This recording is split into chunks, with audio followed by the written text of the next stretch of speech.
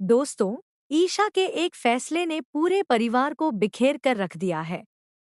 कहानी में आपने देखा कि आखिरकार ईशा के सामने पूरी सच्चाई आ जाती है। सूरज खुद उसे फोन करके बता देता है कि जिस दादा भाई गुंडे की वह तलाश कर रही है, वह कोई और नहीं बल्कि वही है। पहले तो ईशा को इस बात पर बिल्कुल विश्वास नहीं होता, लेकिन वहां मौजूद लोग भी यही सच बताते हैं कि सूरज ही दादा भाई है। यह सुनते ही ईशा का गुस्सा सातवें आसमान पर पहुंच जाता है। वह सूरज के चेहरे पर काला रंग फेंक देती है और कहती है, तुम्हें मेरा पति कहलाने का कोई हक नहीं है। मुझे शर्म आती है कि तुम मेरे पति हो। सूरज यह सब चुपचाप सह लेता है। वह जानता है कि ईशा अभी गुस्से में है और पूरी सच्चाई जाने बिना कोई बात नहीं समझेगी। काव्या आगे बढ़कर सच बताना चाहती है, लेकिन सूरज उसे रोक देता है।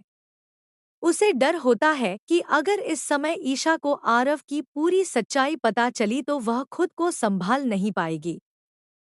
इसी बीच ईशा एक ऐसा फैसला लेती है जिसे सुनकर पूरा परिवार हिल जाता है। वह कहती है, मैं ऐसे घर में नहीं रह सकती जहां एक बड़ा अपराधी रहता हो। मेरा ईमान मुझे यहाँ रहने की इजाजत नहीं देता। इसके बाद ईशा अपना सामान पैक करती है और घर छोड़कर अपनी आईपीएस दोस्त के पास चली जाती है।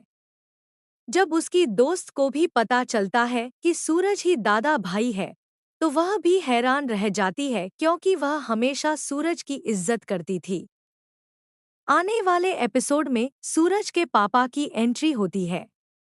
उन्हें भी इस बात का दुख होता है कि सूरज दादा भाई बन गया, लेकिन जब उन्हें अपने परिवार पर हुए अत्याचार और आरव की मौत की पूरी सच्चाई पता चलती है, तब वे सूरज का साथ देने का फैसला करते हैं।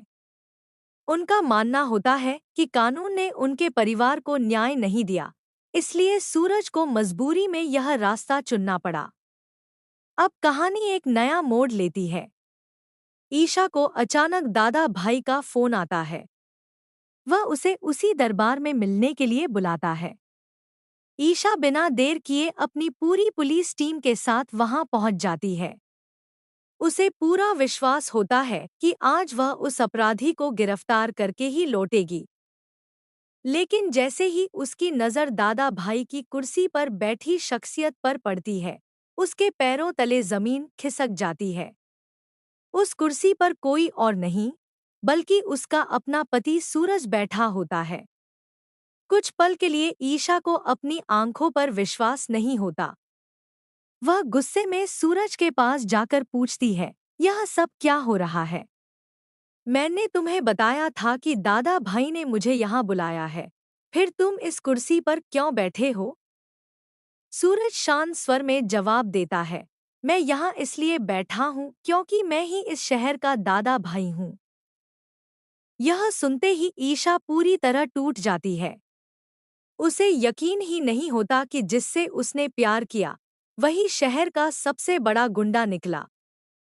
तभी साहिल आगे आकर ताना मारता है, अब समझ आया कि दादा भाई ने मुझ पर हमला क्यों करवाया था। ईशा जी, आपने ही अपने गुंडे पति से मुझ पर हमला करवाया था। ईशा तुरंत साहिल को डांटते हुए कहती है, शट अप साहिल, अपनी बकवास बंद करो। इसी दौरान बंटी, काव्या, रिया और खुशबू भाभी वहां पहुंच जाते हैं। हैरानी की बात यह होती है कि पूरा परिवार सूरज का बचाव करने लगता है। बंटी कहता है, भाभी, दादा भाई ने जो भी किया, गरीबों की मदद के लिए किया। खुशबू भाभी भावुक होकर कहती हैं, सूरज ने कानून अपने हाथ में जरूर लिया, लेकिन उसका इरादा कभी गलत नहीं था। काव्या रोते हुए कहती है, सूरज भैया ने जो कुछ भी किया, वह सिर्फ परिवार को बचाने के लिए किया। रिया भी आंसुओं के साथ कहती है, सूरज भैया हम सब के लिए मसीहा है। यह सब सुनकर ईशा और उलझ जाती है। उसे समझ नहीं आता कि पूरा परिवार एक ऐसे इंसान का साथ क्यों दे रहा है जिसे कानून अपराधी मानता है। गुस्से में वह काला रंग उठाकर सूरज के चेहरे पर फेंक देती है और कहती है, मुझे शर्म आती है कि मैंने तुम्हें अपना पति माना। तभी ताई माँ हाथ जोड़कर कहती है, मुझे माफ कर दो, ईशा बेटी। मैंने सूरज को बहुत समझाया था, लेकिन हालात इतने खराब थे कि उसे यही रास्ता चुनना पड़ा। ईशा हैरान रह जाती है, लेकिन गुस्से में होने की वजह से वह कुछ भी सुनने को तैयार नहीं होती। वह कहती है, हालात कैसे भी रहे हों, तुम हमेशा से गुंडे थे। गलती मेरी थी कि मैंने सोचा तुम बदल सकते हो। इसके बाद ईशा हथकड़ी निकालकर सूरज के हाथों में डाल देती है और उसे पुलिस जीप की ओर ले जाने लगती है। सबसे बड़ी बात यह होती है कि सूरज बिना किसी विरोध के उसके साथ चल पड़ता है। तभी काव्या आरव की फूलों की माला चढ़ी तस्वीर लेकर सामने आती है। दूसरी ओर रिया व्हीलचेयर पर बैठे अरविंद जी को लेकर आती है, जो लंबे समय से कोमा में हैं। यह दृश्य देखकर ईशा के कदम रुक जाते हैं। काव्या और रिया रोते हुए बताते हैं कि भ्रष्ट मंत्री और बिल्डरों ने मिलकर आरव की बेरहमी से हत्या कर दी थी। उसी हमले में अरविंद जी भी गंभीर रूप से घायल होकर कोमा में चले गए थे। पूरा परिवार बिखर चुका था। किसी को न्याय नहीं मिल रहा था। हर तरफ भ्रष्ट लोगों का राज था। ऐसे हालात में परिवार की रक्षा करने और दुश्मनों से लड़ने के लिए सूरज को मजबूरी में दादा भाई बनना पड़ा। उसने यह रास्ता अपनी खुशी से नहीं, बल्कि अपने परिवार की सुरक्षा के लिए चुना था। पूरी सच्चाई सुनते ही ईशा के हाथ कांपने लगते हैं। हथकड़ी की चाबी उसके हाथ से गिर जाती है और वह घुटनों के बल जमीन पर बैठ जाती है। उसकी आंखों से लगातार आंसू बहने लगते हैं। अब उसके सामने सबसे बड़ा सवाल खड़ा हो जाता है।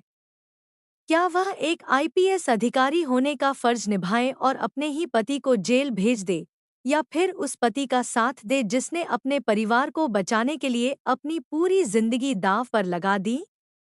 एक तरफ उसकी वर्दी है, दूसरी तरफ उसका परिवार। एक तरफ कानून है, दूसरी तरफ आरव की मौत का दर्द और अरविंद जी की हालत।